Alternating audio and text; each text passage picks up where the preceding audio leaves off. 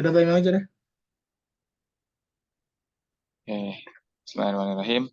Assalamualaikum warahmatullahi wabarakatuh. Perkenalkan, kami dari kelompok Probabilitas Statistika kelompok 8 akan mempresentasikan hasil dari daftar kami, yaitu hubungan jumlah penduduk terhadap tingkat kemiskinan di Indonesia. Selanjutnya, Ya, perkenalkan nama saya Gisa Rupani dengan NIM 110120394.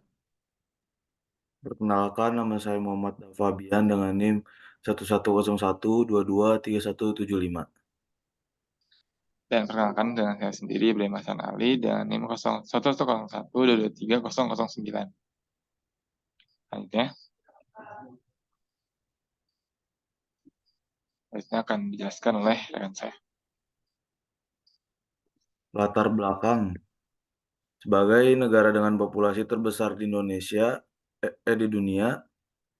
Indonesia telah menghadapi masalah kemiskinan yang signifikan, yang menjadi fokus utama pembangunan sosial dan ekonomi. Ada banyak perdebatan tentang hubungan antara pertumbuhan populasi Indonesia dan tingkat kemiskinan. Dalam upaya untuk memahami dampak dari peningkatan jumlah penduduk terhadap tingkat kemiskinan, keterkaitan antara kedua faktor tersebut menjadi topik diskusi yang penting.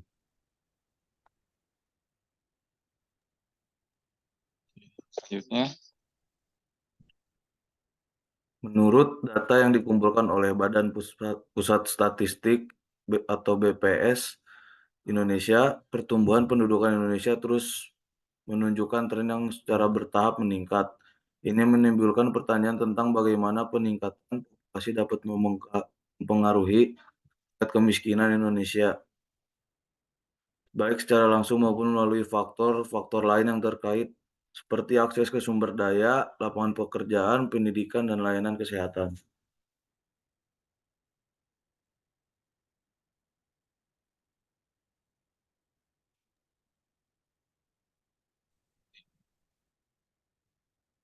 Melalui pemahaman yang lebih mendalam tentang hubungan antara jumlah penduduk dan kemiskinan di Indonesia, diharapkan dapat ditemukan kebijakan yang tepat untuk mengelola pertumbuhan pendudukan secara efektif dan mengurangi tingkat kemiskinan secara efisien untuk mewujudkan pembangunan yang inklusif dan berkelanjutan bagi seluruh lapisan masyarakat. Next.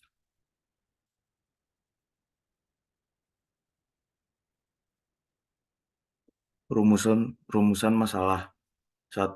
Bagaimana hubungan antara jumlah penduduk terhadap tingkat kemiskinan di Indonesia? Dan yang kedua, seberapa kuat hubungan antara jumlah penduduk terhadap tingkat kemiskinan di Indonesia? Next. Tujuan dari kita mengetahui masalah tersebut, yang pertama, mengetahui bagaimana hubungan antara jumlah penduduk terhadap tingkat kemiskinan di Indonesia. Dan yang kedua, mengetahui seberapa kuat hubungan antara jumlah penduduk terhadap tingkat kemiskinan di Indonesia. Next. Manfaat dari kita mengetahui masalah tersebut, yang pertama, pemahaman yang lebih mendalam mengenai hubungan antara pertumbuhan jumlah penduduk dan tingkat kemiskinan Indonesia. Dan yang kedua, pengembangan kebijakan yang lebih efektif agar dapat mengurangi kemiskinan sambil mengelola pertumbuhan jumlah penduduk.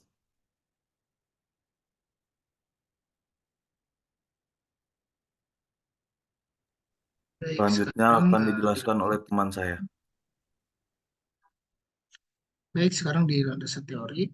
Pertama, kita akan masalah penduduk. Penduduk secara sederhana didefinisikan sebagai sekelompok orang yang tinggal atau menempati suatu wilayah tertentu. Pasal 26 ayat 2 Undang-Undang Dasar 1945 menyatakan bahwa penduduk Indonesia adalah warga negara Indonesia dan warga negara asing yang tinggal di Indonesia. Kemudian secara umum penduduk adalah setiap individu yang tinggal di wilayah tertentu suatu negara selama jangka waktu tertentu dan memenuhi syarat-syarat yang ditetapkan oleh undang-undang negara tersebut.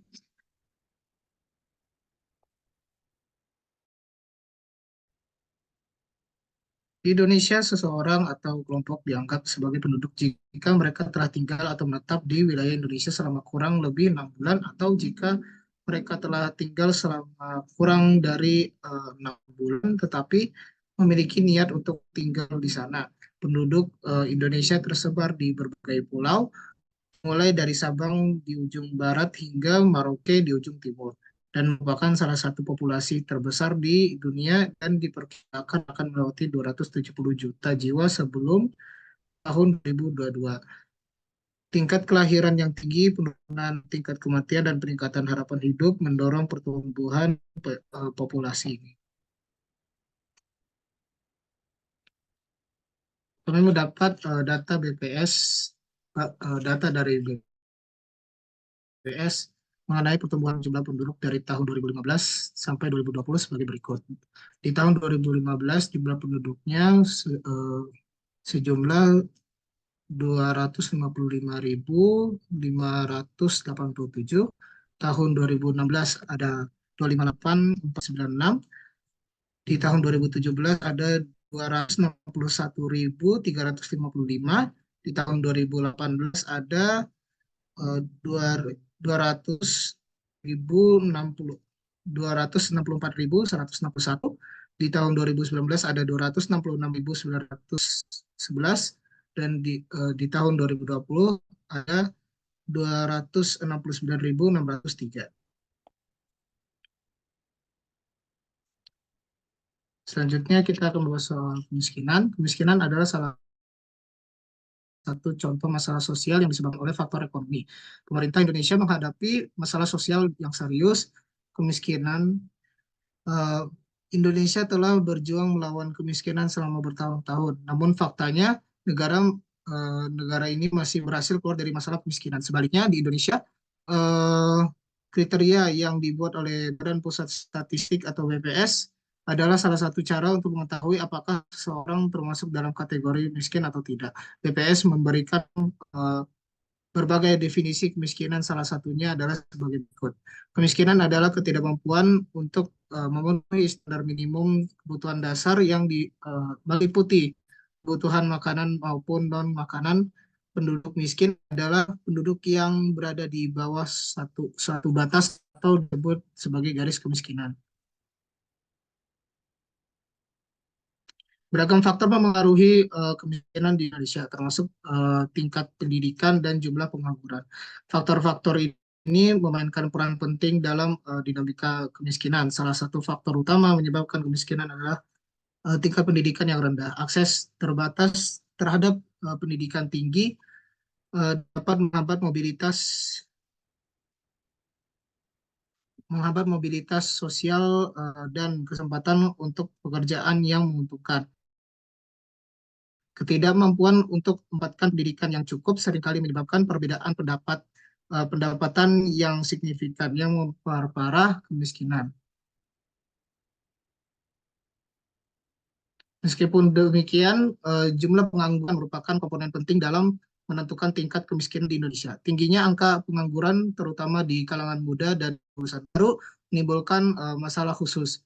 Pengangguran struktural yang berujung pada kondisi sosioekonomi yang rentan terhadap kemiskinan dapat menyebabkan kurangnya lapangan pekerjaan yang memenuhi kualifikasi dan keahlian.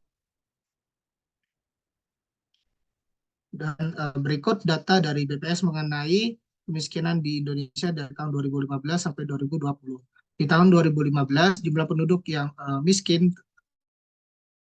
ada sekitar 28.592. Di tahun 2016 ada 28.005 penduduk miskin. Di tahun 2017 ada 27.771. Di tahun 2018 ada 25.949. Di tahun 2019 ada 25.144. Dan terakhir di tahun 2020 ada 26.424.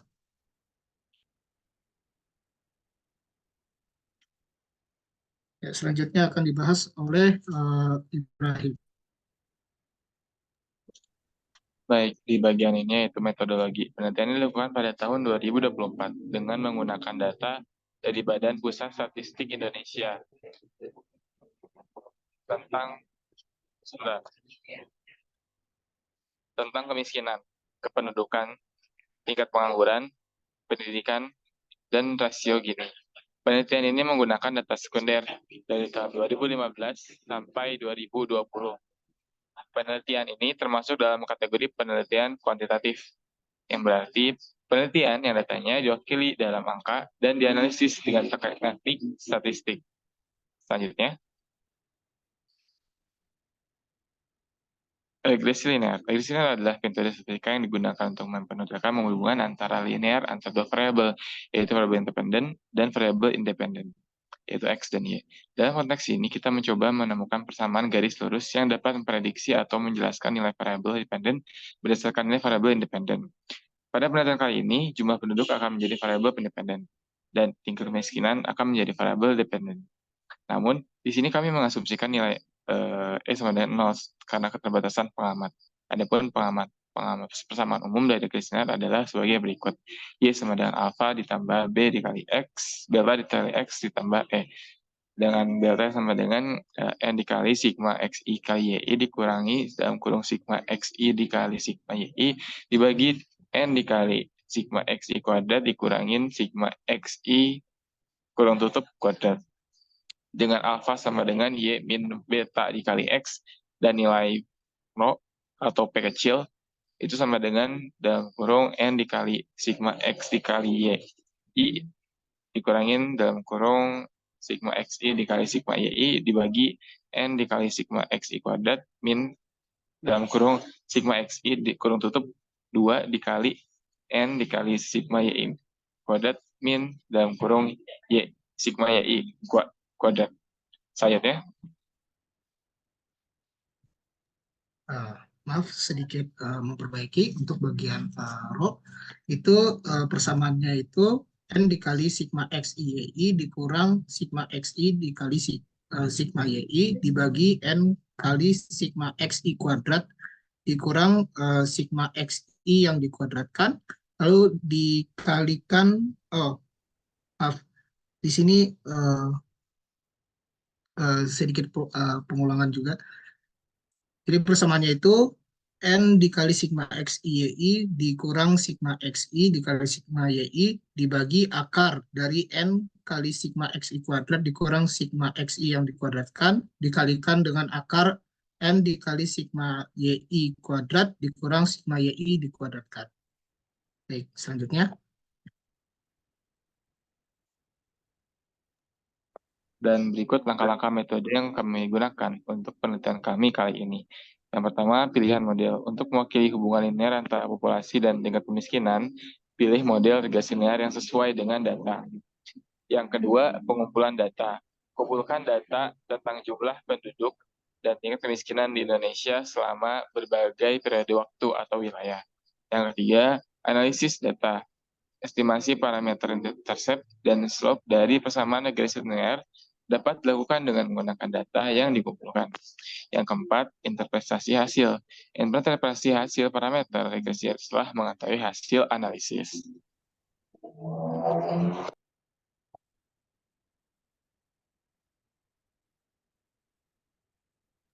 Oke, boleh selanjutnya.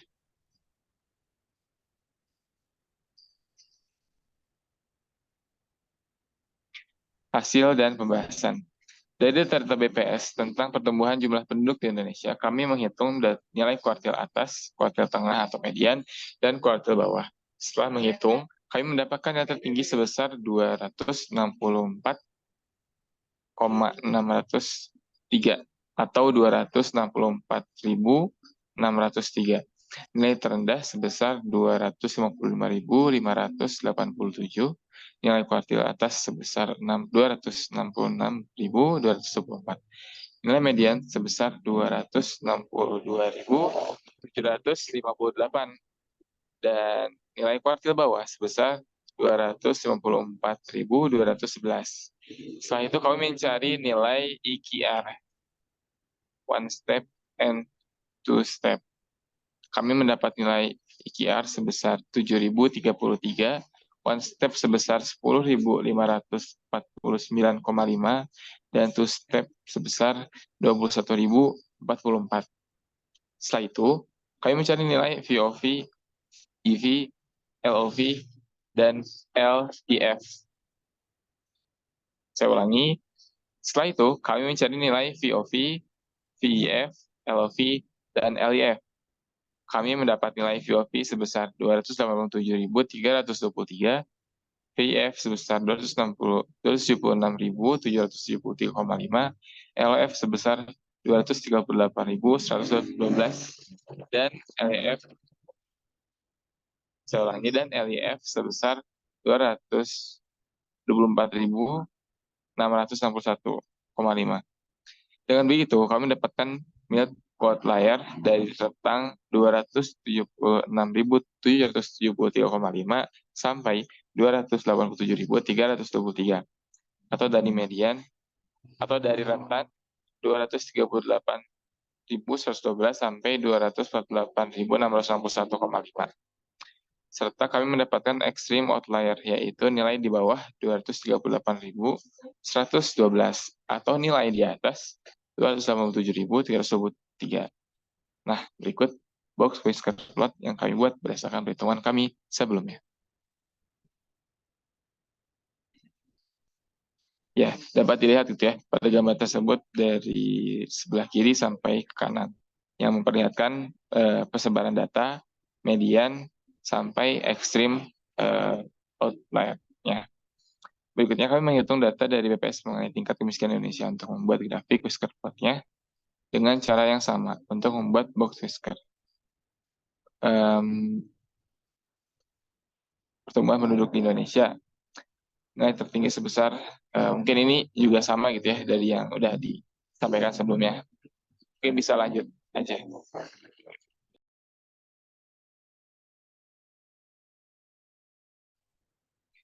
Oke.